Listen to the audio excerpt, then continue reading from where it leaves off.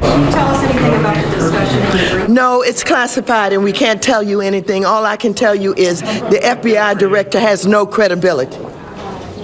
That was Congresswoman Maxine Waters criticizing now former FBI Director James Comey after a closed briefing on Russia's interference in the U.S. election. It took place just 1 week before the president took office here at the White House. For more, I want to bring in the Congresswoman herself, Maxine Waters, who is joining me now. Congresswoman, we appreciate your time. You obviously have been very critical of James Comey in the past. You said that he had no credibility. I assume that you support the president's decision then to fire his FBI director.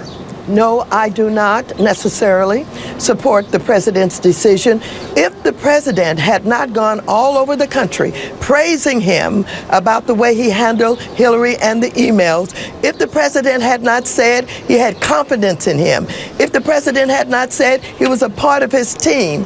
But Congresswoman, yes. I understand that in the past he was praising him, but if you said that FBI Director James Comey had no credibility, wouldn't you support the fact that the president, then candidate Trump, now President Trump made the decision to get rid of him? No, not necessarily.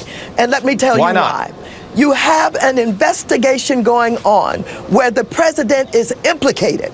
And this is a serious investigation. I've been trying to get people to focus on this connection with the Kremlin and with Putin. I have a resolution that I introduced in February. I think there's enough there that we know about the Kremlin and about Putin to be concerned about whether or not there was collusion. So to be clear, you think... And I believe that they should have to connect the dots and get the facts, because I think it will lead to the impeachment of this president. So, Congresswoman, respecting that, to be clear, you believe it would have been better to keep in place an FBI director who you said had no credibility to oversee this investigation than to find someone who you think would be a better choice? No, but I believe the president thought that. Don't forget, you're talking about what some Democrats said, what I said, but don't forget, he was the president. The president supported him. He had confidence in him. It was within his power. And but you said he had no credibility, so it would seem to make sense that he should get rid of him. No. Under investigation, this president basically has interfered with an investigation where he may be implicated. That's outrageous, and that's why we're having so much of a conversation about it today. Everybody is talking about it because this is highly unusual. The bottom line is that you think an FBI director without credibility would have been best served in this position to try to pursue this investigation. I think if the president had fired him when he first came in, he would not have to be in a position now where he's trying to make up a story about why. It does not meet the smell test.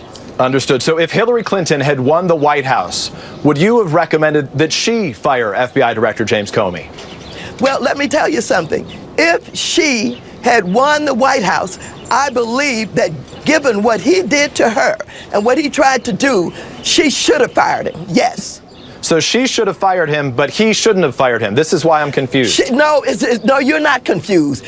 If the president is implicated in an investigation, the president of the United States, who has a history of firing people who get close to, him and his allies, like Flynn and like Miss Yates, he will fire them if he believes somehow they're getting too close to him in these investigations. And so, no, I believe that the president of the United States should not have done this in the middle of an investigation. Understand that. I want to play for you, if I can, a quick clip of what Sarah Huckabee Sanders said in the briefing room, a short distance from me, just a